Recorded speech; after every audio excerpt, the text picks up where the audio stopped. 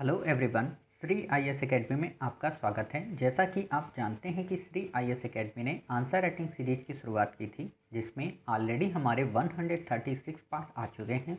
ये हमारा पार्ट 137 है। इसमें हम देखेंगे कि आपके द्वारा हमारे टेलीग्राम चैनल पर किस प्रकार का प्रश्न भेजा गया, उसे आपने किस तरीके से लिखा और वास्तव में आपको उसे कैसे लिखना है। तो चलिए शुरू करते हैं। जैसा कि आप देख रहे हैं, ये प्रश्न आपके द्वारा हमारे टेलीग्राम चैनल पर भेजा गया। तो सबसे पहले हम आपके प्रश्न को पढ़ेंगे, फिर आपके उत्तर को पढ़ेंगे और फिर देखेंगे कि वास्तव में इसे आपने कैसे लिखा है। आपका प्रश्न है, भारत में क्षेत्रीय साम्राज्य स्थापित करने की फ्रांसीसी महत्वाकांक्षा पर टिप्पणी कीजिए। उत्तर आपने लिखा है, फ्रांसीसी ईस्ट इंडिया कंपनी ने भारत में कैरो के नेतृत्व में सूरत में पहला कारखाना लगाया था। 1731 में डुप्ले की नियुक्ति के बाद क्षेत्रीय विस्तार करते हुए 1721 में मॉरिशस, मालाबार, माहे और 1739 में कराईकल पर अधिकार कर लिया था। इसी क्रम में मद्रास पर अधिकार कर लिया। प्रथम दृष्टया फ्रांस भारत में अपने साम्राज्य का विस्तार करना चाहता था, किंतु वह इसमें विफल रहा, क्योंकि फ्रांसीसी सरकार की आकांक्षा यूरोप की प्राकृतिक सीमा बढ़ाने की थी।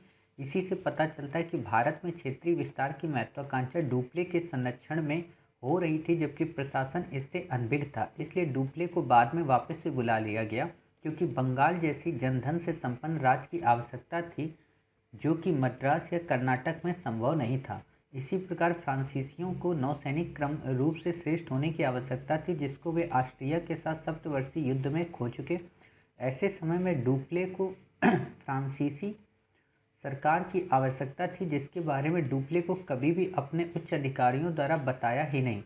अर्थात फ्रांसीसी महत्वाकांक्षा केवल और केवल डुप्ले के व्यक्तित्व पर आधारित थी, क्योंकि इसमें न तो फ्रांस के सम्राट की सहमत थी और न ही प्रबल भावना। निष्कर्षतः कहा जा सकता है कि फ्रांस की महत्वाकांक्षा के मोती निष्ठुरता के सीपी में पलती हैं। देखिए, आपने लिखा तो है, बट उतना डिटेल में आप इसमें नहीं बता पाए। दूसरी बात क्या है कि आपने इसमें तथ्यात्मक जानकारी ज़्यादा दे दी कि 1731, 1721, 1739, ये आपको नहीं देना है। आपको ये तो बताना है कि भारत में किस तरीके से उन्होंने अपनी कंपनियां इस्टेब्लिश की। खासतौर पर यहाँ पे आपको मछलीपट्टनम का भी जिक्र करना है। और एक चीज़ और आप देखो ना, आपसे प्रश्न पूछा है भारत में, क्लियर, मॉरिशस और मॉरिशस में आपसे नहीं पूछा, मॉरिशस भारत का पार्ट नहीं था, क्लियर। तो उन तथ्यों से भी आपको बचना है। इसके अलावा आपको क्या करना है कि जैसे आपने यहाँ पे दो बातें एक साथ काउंट्रोवर्सी की कर दी। काउंट्रोवर्सी का मतलब, जैसे आप ये देखिए कि डुप्ले के संरक्षण में हो रहा था, जबकि प्रशासन इससे अनभिज्ञ था, इसलिए डुप्ले को बाद में वापस बुला लिया गया, क्लियर, क्योंकि बंगाल जैसी जनधन से संपन्न राज्य की आवश्यकता थी। एक तरफ आप कह रहे हो कि उनकी जो आकांक्षा थी वो यूरोप तक प्राकृतिक सीमा बढ़ानी थी, दूसरी आप ये बात कह दे रहे हो कि नहीं, वो उन्होंने इसलिए वापस बुला लिया क्योंकि उनको बंगाल चाहिए था। तो ये दोनों कंट्रोवर्सी हो गई कि नहीं हो गई? तो ऐसी लाइन से आपको बचना है। फिर आपने यहाँ पे नौसैनिक रूप से श्रेष्ठ होने की आवश्यकता थी। यहाँ पे देखिए, ऐसे समय में डुप्ले को फ्रांसीसी, मतलब जो ऑस्ट्रिया का उत्तराधिकार का युद्ध हो रहा था, तो उस समय डुप्ले को फ्रांस ने बुला लिया। और फ्रांस ने जब बुला लिया तो क्यों बुलाया? सरकार की आवश्यकता थी, जिसके बारे में डुप्ले को कभी भी, मतलब जो लाइन आपको यहाँ लिखनी है या जो लाइन डुप्ले के बारे में लिखनी है, दोनों का आपने मर्ज कर दिया। दूसरी बात क्या है कि आपका ये पूरा का पूरा प्रश्न का उत्तर केवल डुप्ले पर केंद्रित हो गया। अर्थात आपने भी बिल्कुल जैसे साम्राज्यवादी हिस्टोरियंस ने डुप्ले को आधार बनाकर फ्रांसीसी महत्वाकांक्षा की आलोचना की है, बिल्कुल वैसे ही आपने भी कर दी। अर्थात आपने ये सिद्ध कर दिया कि डुप्ले की महत्वाकांक्षा थी, जबकि फ्रांसीसी कंपनी या फ्रांसीसी सरकार की बिल्कुल भी महत्वाकांक्षा नहीं थी। अब आप ये बताइए जरा सा सोच के कि डुप्ले क्या था? एक गवर्नर था, क्लियर। गवर्नर अन्य भी थे अलग अलग जगह पे, क्लियर। लेकिन डुप्ले जब बुलाता है सबको, तो सब आते हैं कि नहीं आते हैं? चाहे बुस्सी हो, चाहे लाली हो, चाहे गोडेहू हो, सब आते हैं। और सबको नियुक्त करके भेजा किसके द्वारा जाता है? सरकार के द्वारा। ये बात अलग है कि डुप्ले ने चलो नहीं बताया, लेकिन डुप्ले के बाद वालों को तो सब कुछ पता था ना। फिर भी सरकार उनकी मदद कर रही थी, फिर भी युद्ध हो रहा था। और एक और बात आप बताइए कि फ्रांसीसी महत्वाकांक्षा अगर सरकार की नहीं थी तो आप ये बताइए ना कि फिर सरकार जब यूरोप में युद्ध करती थी तो इंडिया में क्यों युद्ध करती थी।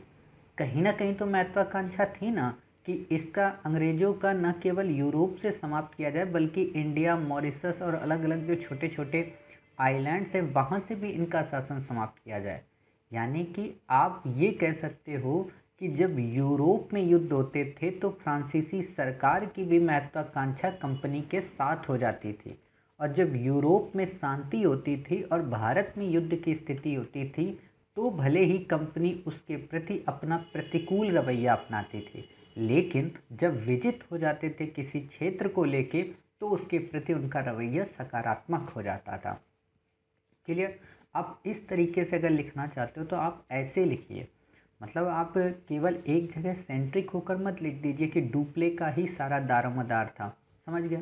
चलिए, इसके बाद आप क्या कर सकते हो कि ये जब प्रश्न आपसे पूछा है क्षेत्रीय महत्वाकांक्षा पे तो यहाँ काफ़ी ज़्यादा डिमांड हो जाती है आपको क्या करने की, मैप बनाने की। और जब आप मैप बनाएंगे तो आप इसमें चंदर नगर की उस बस्ती का भी उल्लेख करेंगे जिसकी रक्षा के लिए सिराजुद्दौला युद्ध किया था। क्यों? क्योंकि फ्रांसीसियों की बस्ती पर ही तो कंपनी ने कब्जा किया था, चंदर नगर पे। तो आप इसका भी उल्लेख कर सकते हो। साथ ही आप मैप में सूरत को दिखा सकते हो और आपने जो मछलीपट्टनम या मछलीपट्टनम उसको भी दिखाइए। क्लियर। क्योंकि ये सबसे इम्पोर्टेंट इनके कारखाने थे, और जब आप इनको दिखा दोगे और फिर अच्छे से विश्लेषण कर दोगे तो आपका उत्तर निकल आएगा। और बाकी ऑलरेडी हमने इसका आपको फ्रेम भी दे दिया है कई सारे बैक ईयर के प्रश्नों में, मतलब आप ही के कलीग्स के द्वारा जिन लोगों ने आंसर्स लिखे हैं उस पर हमने डिस्कस कर दिया है, तो आप वहाँ से इस चीज़ को समझ सकते हैं। क्लियर। ये तो हो गई आपकी आंसर राइटिंग की कमियों की बात। अब आप जो आंसर लिखते हो, क्लियर, तो इसमें क्या करो कि जैसे आपने ये तो ठीक किया कि इसको आपने छोटा बनाया, ठीक है, लेकिन इसको भी छोटा करिए, सॉर्ट करिए, और ये जो ऐसे काटा पीटी है इन काटा पीटी से थोड़ा बचिए। क्लियर। और एक बार अपने उत्तर को लिखने के बाद उस उत्तर को पढ़ा अवश्य करें ताकि आपको ये पता चल सके कि आपने अपने उत्तर लेखन में भाषा की रिधम को कितना सीमांकित किया है और कितना और सीमांकित किया जाना बाकी है। क्लियर। तो फिर मिलते हैं आप ही के द्वारा भेजे गए एक नए प्रश्न के साथ। तब तक अपना ख्याल रखिए और स्वस्थ रहिए।